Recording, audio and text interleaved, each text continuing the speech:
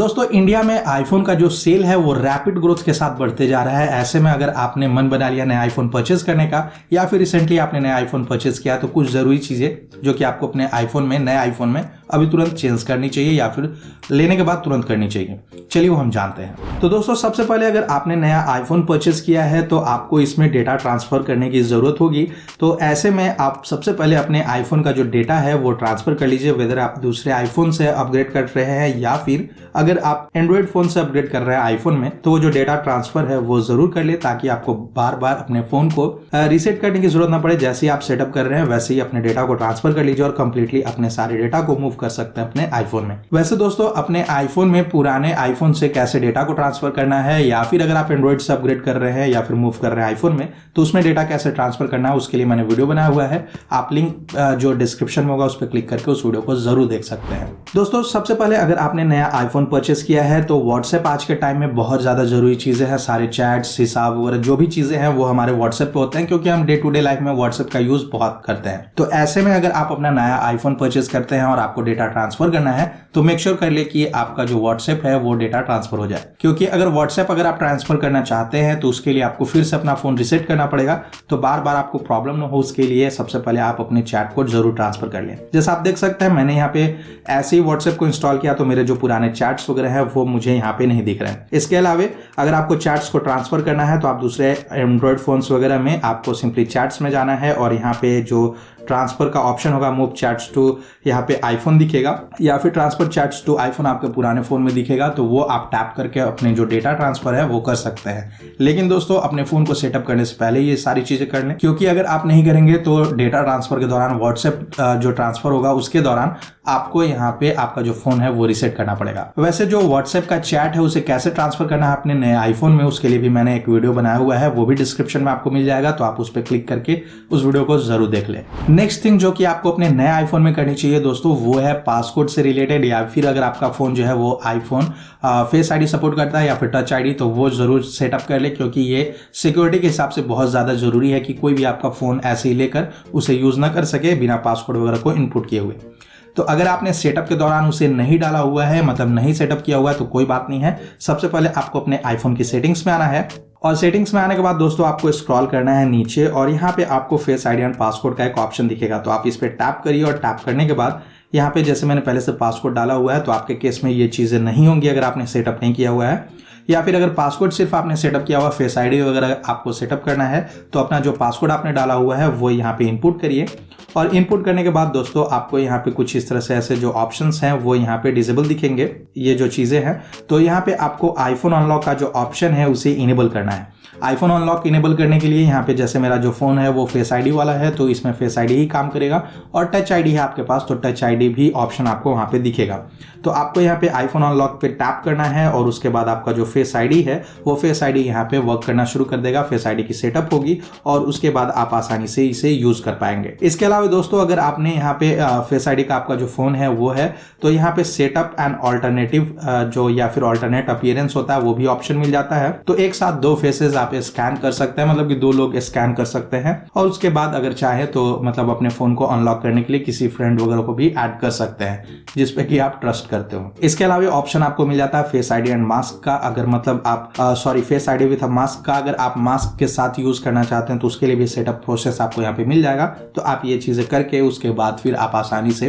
अपने फोन को face ID की मदद से लॉक या फिर अनलॉक कर पाएंगे। जैसे मेरा फोन अभी लॉक है यहाँ पे और मैं सिंपली यहाँ पे फेस आईडी को स्कैन करूंगा और मेरा जो फोन है वो अनलॉक हो जाएगा। तो ये जो सेटिंग है वो जरूर अपने आईफोन में कर ले, क्योंकि प्राइवेसी के हिसाब से बहुत ज्यादा जरूरी चीज है। नेक्स्ट थिंग जो कि आपको अपने आईफोन में चेंज करनी चाहिए या फिर सेटअप कर लेनी चाहिए वो है दोस्तों iCloud से रिलेटेड। तो सबसे पहले आपको अपने आईफोन की सेटिंग्स में आना है और यहाँ पे आपका जो एप्पल अकाउंट है वो दिखेगा, तो इस पे आपको टैप करना है। टैप करने के बाद यहाँ पे iCloud का ऑप्शन दिखेगा दोस्तों, तो आप इस iCloud पे टैप करिए और उसके बाद यहाँ पे अगर इनेबल नहीं है तो इनेबल करने का आपको यहाँ पे ऑप्शन मिल जाएगा और कुछ इस तरह से यहाँ पे iCloud दिखना शुरू हो जाएगा। इसके साथ ही दोस्तों यहाँ पे मेक श्योर कर ले कि ये जो iCloud बैकअप है उसको आप इनेबल रखिए ताकि आपका जो फोन है वो टाइम टू टाइम iCloud पे बैकअप होते रहे और आपका सारा जो डेटा है वो सेव हो रहा है। ऐसे केस में अगर आपका फोन कहीं गुम हो जाता है या फिर अगर कुछ भी चीजें प्रॉब्लम करती हैं, जैसे अगर आपको सर्विस सेंटर ही भेजना हो अपने फोन को कोई प्रॉब्लम के कारण या फिर कोई फिजिकल डैमेज वगैरह हो जाता है, तो उस केस में ये जो बैकअप है वो आपके लिए काफी हेल्पफुल होगा, क्योंकि उस टाइम फोन कंप्लीटली रीसेट करके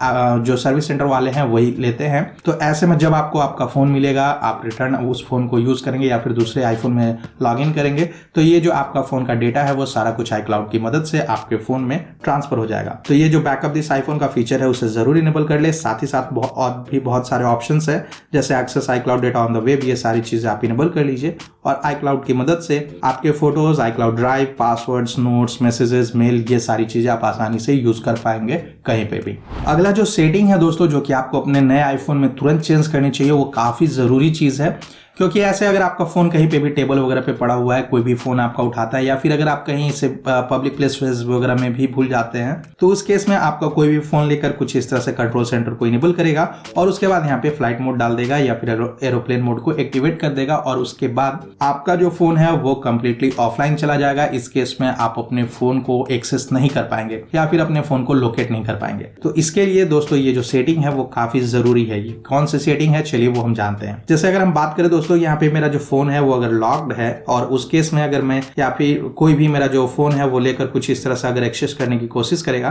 तो आसानी से कंट्रोल सेंटर को एक्सेस कर पाएगा। लेकिन ये जो सेटिंग है इसे कंप्लीटली यहाँ पे डिसेबल कर देता है। उसके लिए आपको अपने आईफोन की सेटिंग्स में आना होगा और सेटिंग्स में आने के बाद यहाँ पे आपको फेस आईडी एंड पासवर्ड पे जाना है और अपने जो पासवर्ड डाला हुआ था वो इनपुट करिए और उसके बाद स्क्रॉल करिए नीचे। जैसे ही आप यहाँ पे स्क्रॉल करेंगे नीचे आपको यहाँ पे बहुत सारे ऑप्शंस दिखेंगे, अलाउ एक्सेस व्हेन लॉग्ड। तो इसमें यहाँ पे नोटिफिकेशन सेंटर और कंट्रोल सेंटर है। तो कंट्रोल सेंटर को आप डिसेबल कर दीजिए और डिसेबल करने के बाद अगर आपका फोन लॉक्ड है तो कोई भी यहाँ पे आपका जो कंट्रोल सेंटर है वो यहाँ पे एक्सेस नहीं कर पाएगा जब तक कि आपका फोन अनलॉक ना हो। मैं खुद भी अगर चाहूँ यहाँ पे कंट्रोल सेंटर को एक्सेस करना तो वो नहीं कर पाऊंगा जब तक कि मेरा जो फोन है वो अनलॉक ना हो। और उसके बाद ये जो मेरा फोन है वो सिक्योर हो जाएगा, क्योंकि कोई भी यहाँ पे इसे एक्सेस करके इसका जो कंट्रोल सेंटर है वो इनेबल करके मेरे फोन को ऑफलाइन वगैरह नहीं कर सकता है। दोस्तों नया आईफोन आपने परचेस किया है, लेकिन कुछ ऐसी सिक्योरिटी होनी चाहिए आपके आईफोन में कि आप उसे आसानी से कहीं पे भी है तो उसे ट्रैक कर सकते हैं, ताकि अगर आप कहीं उसे गुम कर देते हैं या फिर कहीं पे रख के आप भूल जाते हैं तो ऐसे में आपके लिए काफ़ी हेल्पफुल होगा कि आप आसानी से उसे ट्रैक कर पाए। तो ट्रैकिंग के लिए आपको अपने आईफोन में क्या करना है, चलिए वो जानते हैं। तो सबसे पहले दोस्तों आपको अपने आईफोन की सेटिंग्स में आना है। सेटिंग्स में आने के बाद आपको यहाँ पे एप्पल आईडी पे टैप करना है और एप्पल आईडी पे टैप करने के बाद आपको यहाँ पे फाइंड माई का एक ऑप्शन दिखेगा। तो आप फाइंड माई पे टैप करिए और टैप करने के बाद यहाँ पे फाइंड माई आईफोन का जो ऑप्शन है उसे इनेबल कर दीजिए। ये इनेबल करने के बाद फाइंड माई नेटवर्क भी इनेबल कर दीजिए और साथ ही साथ सेंड लास्ट लोकेशन का जो ऑप्शन है, ये तीनों ऑप्शन आप यहाँ पे एक्टिवेट कर दीजिए। अब ये जब एक्टिवेट हो जाए दोस्तों तो उसके बाद आपका फोन अगर कहीं गुम हो जाता है, कहीं चोरी हो जाता है, किसी ने चोरी कर लिया, तो उस केस में भी आप सिंपली icloud.com/findmy पे जाके अपने एप्पल आईडी को लॉगिन करेंगे और उसके बाद आपका जो आईफोन है वो कहाँ पे है वो आप आसानी से फाइंड कर पाएंगे। इसके साथ ही दोस्तों यहाँ पे ये जो फाइंड माई ऑप्शन है वो बहुत सारे ऑप्शंस को प्रोवाइड कराता है, जैसे कि आप लोकेट कर सकते हैं अपने फोन को, लॉक कर सकते हैं, इरेज कर सकते हैं और साथ ही साथ अगर आप नियर बाई हैं तो यहाँ पे रिंग करके अपने फ़ोन का जो साउंड है वो भी प्ले कर सकते हैं, ताकि आप आसानी से अपने आईफोन को फाइंड कर सके। तो ये जो सेटिंग है दोस्तों आप ज़रूर अपने आईफोन में, नए आईफोन में सेटअप करिए, क्योंकि अगर इन केस आपका फ़ोन कहीं पे गुम होता है तो ये काफ़ी हेल्पफुल होगा उसे ट्रैक करने में। इसके अलावा दोस्तों ऐसे बहुत सारे एप्लीकेशंस भी होते हैं जो कि हमें अपने फ़ोन में हाइड करना होता है। तो मैं फिर से बता दूं कि आपको इस फीचर को यूज़ करने के लिए आपके आईफोन में iOS 18 इंस्टॉल्ड होना चाहिए। तो कोई भी एप्लीकेशन जिसे आप हाइड करना चाहते हैं, जैसे मैं एज ब्राउजर की बात करूं तो मैं अगर इसे हाइड करना चाहूं तो मैं इस पर टैप करके होल्ड करूंगा और यहाँ पे रिक्वायर फेस आईडी का ऑप्शन दिखेगा, तो आप इस पे टैप करिए। अब यहाँ पे hide and required face ID का ऑप्शन दिख जाएगा आपको, तो आप यहाँ पे hide and required face ID option select करिए और उसके बाद ये जो एप्लीकेशन है वो आपका यहाँ से हाइड हो जाएगा। हालांकि इसे मैंने डिफॉल्ट वेब ब्राउजर के तौर पे यहाँ पे सेट करके रखा हुआ है, इसलिए हाइड नहीं होगा। मैं दूसरे एप्लीकेशन में आपको दिखा दूं। आपको यहाँ रिक्वायर फेस आईडी पे टैप करना है और उसके बाद hide and require face ID पे टैप करिए और यहाँ से आपका फेस आईडी स्कैन होगा और ये जो एप्लीकेशन है वो यहाँ से हाइड हो जाएगा। हाइड होने की सबसे खास बात यहाँ पे ये मिल जाती है दोस्तों कि अगर आप यहाँ पे लिख के सर्च करेंगे उस एप्लीकेशन को, तब भी वो जो एप्लीकेशन है वो आपको नहीं दिखेगा। इवन कि ऐप लाइब्रेरी में भी आपको वो जो एप्लीकेशन है वो नहीं दिखेगा। जैसे सबवे सर्फर था तो यहाँ पे आप देखेंगे कि वो एप्लीकेशन मेरा शो नहीं हो रहा। तो ऐसे में उस हाइड एप्लीकेशन को, हिडन एप्लीकेशन को कैसे एक्सेस करेंगे, तो आपको ऐप लाइब्रेरी में जाना है और स्क्रॉल करना है नीचे और हिडन पे टैप करिए और यहाँ पे फेस आईडी स्कैन होगा आपका और जो भी एप्लीकेशंस आपने हाइड करके रखे हुए हैं वो सारे एप्लीकेशन आपको यहाँ पे दिखने शुरू हो जाएंगे। अगला जो सेटिंग है दोस्तों वो काफी जरूरी सेटिंग्स है, इवन की प्राइवेसी रिलेटेड सेटिंग्स है, तो आप अपने आईफोन में जरूर चेंज करिए। सबसे पहले आप अपने आईफोन की सेटिंग्स में आइए और स्क्रॉल करके नीचे आना है प्राइवेसी एंड सिक्योरिटी में। अब यहाँ आने के बाद आपको स्क्रॉल करना है नीचे और जैसे आप स्क्रॉल करेंगे आपको यहाँ पे एक ऑप्शन दिख जाता है स्टॉलन डिवाइस प्रोटेक्शन का, तो आपको इसे इनेबल कर देना है। इनेबल करने के बाद क्या होगा दोस्तों कि जब कभी भी आप अपने आईफोन में पासवर्ड वगैरह चेंज करने की कोशिश करेंगे या फिर अगर आपका ये जो एप्पल आईडी की पासवर्ड वगैरह होगी वो चेंज अगर आप करने जाएंगे तो सिक्योरिटी पर्पज से वो यहाँ पे टाइम लिमिट एक सेट करेगा और उसके बाद फिर जैसे फैमिलियर लोकेशंस आप जहाँ पे रह रहे हैं तो उस जगह पे आपका वो आसानी से वर्क करेगा, लेकिन किसी भी अननोन लोकेशन पे अगर आप उसे चेंज करेंगे तो आपको यहाँ पे 1 घंटे का टाइम वो आपसे लेगा ताकि ये वेरीफाई कर सके कि वो आप ही कर रहे हैं या फिर दूसरा कोई कर रहा है। तो ऐसे केस में अगर आपका जो फोन है किसी ने चोरी कर लिया है, कहीं पे गुम हो गया आपका फोन और उसको पासवर्ड पता है और वो चेंज करना चाहता है आपका जो एप्पल आईडी है उसका पासवर्ड वगैरह, तो वो सारी चीजें वो नहीं कर पाएगा क्योंकि वो फैमिलियर लोकेशन पे नहीं है। अगला जो सेटिंग है दोस्तों वो आपको अपने आईफोन में चेक करनी चाहिए। अगर आपने नया आईफोन परचेस किया तो सबसे पहले सेटिंग्स में आइए और उसके बाद बैटरी में, और बैटरी में आने के बाद आपको बैटरी हेल्थ पे जाना है दोस्तों। यहाँ पे बैटरी हेल्थ में जाने के बाद आपको साइकिल काउंट का ऑप्शन दिख जाता है। तो अगर आपने नया आईफोन परचेस किया और ये जो साइकिल काउंट है वो ज्यादा आपको दिख रहा है, अगर 1 2 3 मतलब 1 2 तक तो नॉर्मल चीजें हैं क्योंकि आपने नया आईफोन परचेस किया होगा तो इसे चार्ज भी किया होगा, लेकिन अगर ये ज्यादा दिखता है तो उस केस में आप सबसे पहले अपने फोन को लेकर जहां से भी आपने परचेस किया है वहां पर जाइए, सर्विस सेंटर जाइए और उसे रिप्लेस कराइए क्योंकि हो सकता है कि वो जो फोन है पहले से यूज्ड हो। तो ये जो साइकिल काउंट है वो काफी जरूरी चीज है, ये जरूर चेक कर ले कि आपका साइकिल काउंट कितना है और उसके बाद यहाँ पे इसे अगर रिप्लेसमेंट आपको मिलती है तो रिप्लेसमेंट करें या फिर जो रिफंड है वो रिफंड आप ले लें ताकि आपका जो फोन है वो नया आपको मिल सके। इसके अलावा दोस्तों चार्जिंग में आपको जाना है और चार्जिंग में जाने के बाद यहाँ पे ऑप्टिमाइज बैटरी चार्जिंग का ऑप्शन आपको दिखेगा, तो आप इसे इनेबल कर दीजिए ताकि आपका जो फोन है वो ज्यादा दिन तक अच्छे से बैकअप दे सके क्योंकि 80% जो होता है 80% तक ऑप्टिमाइज चार्जिंग यहाँ पे काम करता है, मतलब कि 80% तक आपका जो फोन है वो फास्ट चार्ज होगा और बाकी के 20% बैटरी की हीटिंग को बचाने के लिए या फिर बैटरी का जो साइकिल काउंट है उसे डिक्रीज करने के लिए उसे धीरे धीरे यहाँ पे ग्रेजुअली वो चार्ज करता है। तो इसलिए मैं रिकमेंड करूंगा कि ऑप्टिमाइज बैटरी चार्जिंग को भी अपने आईफोन में जरूर इनेबल करें। दोस्तों नया आईफोन परचेस कर लिया है और साथ ही साथ यहाँ पे आपको सिम की जरूरत पड़ेगी, तो मैं बता दूं आपको कि आपके आईफोन में यहाँ पे सिंगल सिम स्लॉट तो मिल जाता है, लेकिन अगर आप मल्टीपल सिम यूज करना चाहते हैं, सर ड्यूल सिम के तौर पे यूज करना चाहते हैं इसमें, तो उसके लिए आपको अपने आईफोन की सेटिंग्स पे आना होगा और उसके बाद सेलुलर में जाके आपको यहाँ पे स्क्रॉल करके नीचे ऐड ई सिम का ऑप्शन दिखेगा, तो आप इस पे टैप करके अपना जो ई सिम है या फिर मतलब दूसरे फोन में ई सिम यूज कर रहे हैं तो उसे इस पे ट्रांसफर कर सकते हैं या फिर जो सेलुलर सिम है फिजिकल सिम है उसे यहाँ पे ई सिम पे कन्वर्ट कर सकते हैं और उसके बाद आप अपने आईफोन में ड्यूल सिम का यूज कर पाएंगे। वैसे ई सिम को कैसे यूज करना है, कैसे कन्वर्ट करना है, सेटअप कैसे करना है, उसके लिए मैंने स्पेसिफिक वीडियो बनाया हुआ है, वो भी मैंने आपको डिस्क्रिप्शन में दे दिया है। आप उस लिंक पे क्लिक करके इस वीडियो को जरूर देख ले ताकि आप अपने आईफोन में ड्यूल सिम को यूज कर सके या फिर ई सिम में कन्वर्ट कर सके अपने फिजिकल सिम को। दोस्तों आपने बहुत बार देखा होगा या फिर बहुत लोगों को देखा होगा कि वो अपने फोन में सिर्फ सिरी को कमांड देते हैं और वो फोन जो है वो उस प्रोसेस को यहाँ पे या फिर उस एक्शन को यहाँ पे करके दे देता है। जैसे कि अगर मैं अपने फोन में बोलूं ओपन कैमरा, तो जैसे मैंने बोला यहाँ पे और मेरा जो कैमरा है वो यहाँ पे ओपन हो गया मेरे फोन का। तो कुछ इस तरह से अगर आप अपने आईफोन में करना चाहते हैं या फिर अगर वेदर इंफॉर्मेशंस वगैरह हो गया जैसे कि व्हाट्स द वेदर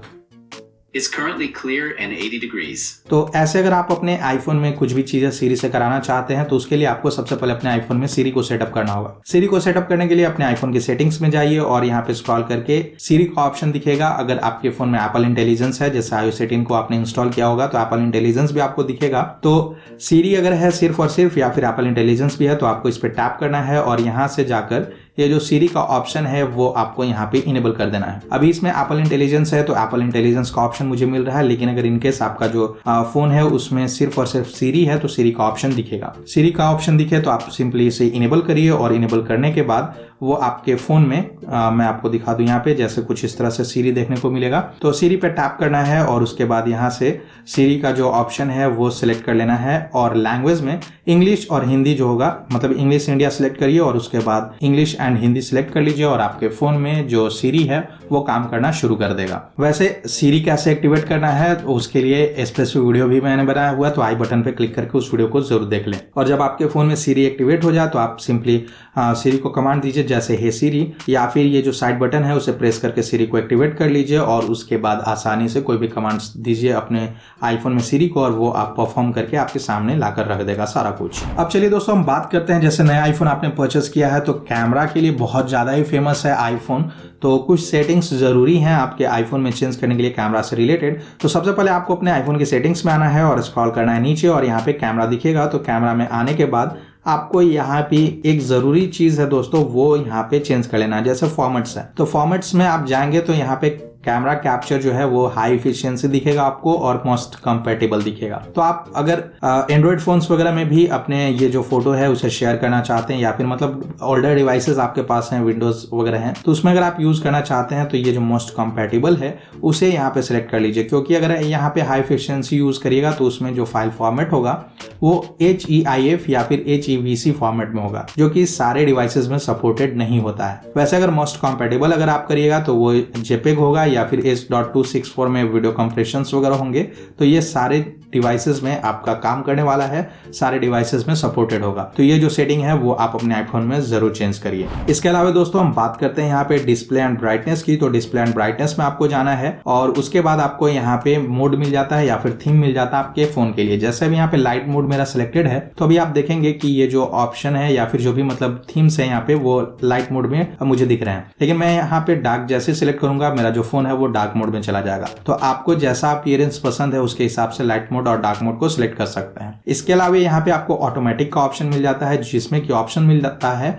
कि आप कब लाइट मोड को या फिर डार्क मोड को एक्टिवेट करना चाहते हैं। जैसे दिन में मैं लाइट मोड रखता हूँ और रात के लिए मैं डार्क मोड यूज करता हूं, तो उस केस के लिए मैं यहाँ पे सनसेट टू सनराइज कर दूंगा, या फिर अगर कस्टम आपको करना है कि कब से कब आपका हो तो वो यहाँ पे आप टाइम सिलेक्ट कर सकते हैं। ऐसे मैं सनसेट टू सनराइज ये ऑप्शन यहाँ पे इनेबल रखता हूँ ताकि ये ऑटोमेटिकली शिफ्ट होते रहे डार्क मोड और लाइट मोड में। इसके अलावा यहाँ पे बोल्ड टेक्स्ट का ऑप्शन मिल जाता है, तो अगर आप टेक्स्ट को बोल्ड रखना चाहते हैं तो वो भी कर सकते हैं। इवन की ब्राइटनेस स्लाइडर मिल जाता है। और इसके अलावा एक जरूरी चीज है दोस्तों जो मतलब बहुत जरूरी है आपके बैटरीज वगैरह के लिए, ताकि आपका जो बैटरी है वो अच्छा बैकअप दे, सारा कुछ हो। तो जैसे यहाँ पे ऑटो लॉक आप देखेंगे मेरे केस में नेवर है यहाँ पे, तो अगर मैं फोन को ऐसे ही रख दूं तो मेरा जो फोन है वो कभी भी लॉक नहीं होने वाला है जब तक कि मैं साइड बटन को प्रेस करके लॉक अपने फोन को नहीं करूं। तो उस केस के लिए मैं आपको रिकमेंड करूंगा कि ऑटो लॉक जो है उसमें नेवर कभी ना रखें। यहाँ पे जो टाइमिंग्स हैं वो सिलेक्ट कर लीजिए, जैसे 30 सेकेंड्स 1 मिनट, ये सारी चीज आप सिलेक्ट कर लीजिए ताकि आपका जो फोन है वो उसका डिस्प्ले हमेशा ऑन न रहे और ब्राइटनेस जो है ब्राइटनेस के कारण आपका जो बैटरी है वो बैकअप कम न दे। और साथ ही साथ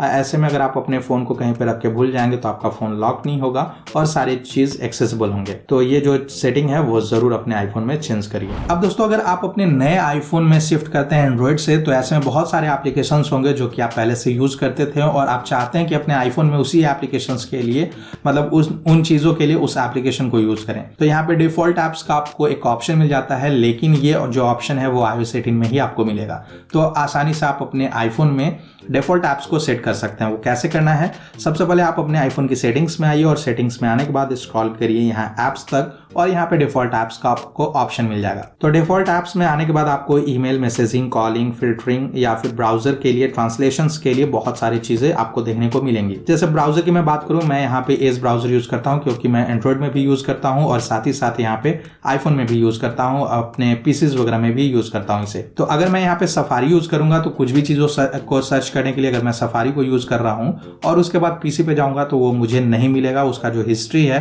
वो वेबसाइट वगैरह है वो मैं एक्सेस नहीं कर पाऊंगा। लेकिन एज अगर यूज करता हूं या फिर कोई भी ऐसा ब्राउजर जो सारे प्लेटफॉर्म पे अवेलेबल है तो उस केस में मैं सारी चीजों को एक्सेस कर पाऊंगा आसानी से। तो इस केस में अगर आप भी जैसे गूगल क्रोम पहले यूज करते थे और गूगल क्रोम यूज करना चाहते हैं तो आसानी से ये जो ब्राउजर ऐप है उस पर जाके क्रोम को सिलेक्ट कर लेंगे और आपका जो डिफॉल्ट ब्राउजर है वो यहाँ से चेंज हो जाएगा। सेम चीज आपको यहाँ पे ट्रांसलेशन, कॉलिंग वगैरह के लिए भी है, मैसेजिंग के लिए, ईमेल के लिए है, तो आप अपने हिसाब से जो भी चाहें वो यहाँ पे सेटअप कर पाएंगे। अगला जो सेटिंग है दोस्तों जो कि आईफोन के लिए काफी जरूरी चीजें हैं, जैसे कि आई मैसेज। तो आई मैसेज के लिए बहुत सारे लोग जो है वो आईफोन परचेस करते हैं, लेकिन आई मैसेज को एक्टिवेट कैसे करना है चलिए वो जानते हैं। सबसे पहले दोस्तों आपको अपने आईफोन की सेटिंग्स में आना है। सेटिंग्स में आने के बाद आपको यहाँ पे एप्स में चले आना है और उसके बाद यहाँ से आई मैसेज आपको दिखेगा। तो आई मैसेजेस या फिर मैसेजेस में जाना है आपको और मैसेजेस में जाने के बाद यहाँ पे आई मैसेज का बटन दिखेगा, आप इस पे टैप करके आई मैसेज को इनेबल कर दीजिए। अगर आप फोन से यूज करना चाहते हैं तो फोन यहाँ पे जो फोन नंबर है उससे मैसेज आपका जाएगा और उसके बाद वो यूज होगा, या फिर अगर आप एप्पल आईडी से यूज करना चाहते हैं तो वो भी हो जाएगा, और उसके बाद आप आसानी से आई मैसेज वगैरह को यूज कर पाएंगे। ध्यान रहे दोस्तों, आई मैसेज को इनेबल करने के बाद एक जो सेटिंग है वो आपको यहाँ पे इनेबल जरूर करना है,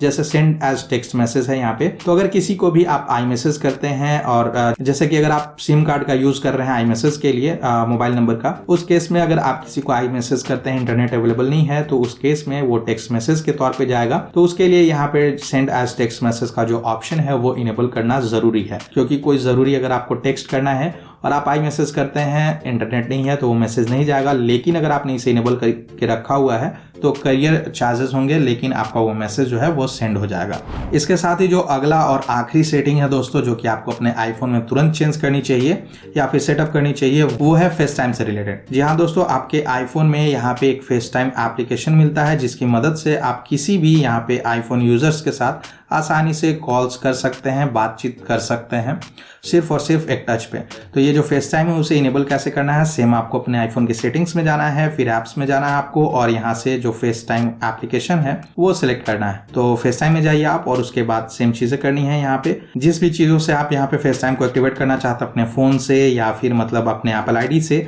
तो फोन नंबर या फिर फेस आईडी दोनों में से कोई भी एक ऑप्शन सेलेक्ट कर सकते हैं, और फेस आईडी को यहाँ पे इनेबल कर दीजिए। और इनेबल करने के बाद आपका जो फेस टाइम है वो आसानी से फेस टाइम की मदद से आप किसी को कांटेक्ट कर पाएंगे, और साथ ही साथ यहाँ पे शेयर प्ले का जो फायदा है वो भी उठा पाएंगे। आपको सिर्फ शेयर प्ले को इनेबल करना होगा, और किसी को भी कॉल के दौरान आप अपने स्क्रीन को शेयर कर सकते हैं, या फिर किसी के साथ म्यूजिक सुन सकते हैं, कॉल पे ही मूवी देख सकते हैं। तो ऐसे लोग जो कि लॉन्ग डिस्टेंस रिलेशनशिप में है वो आसानी से मूवी का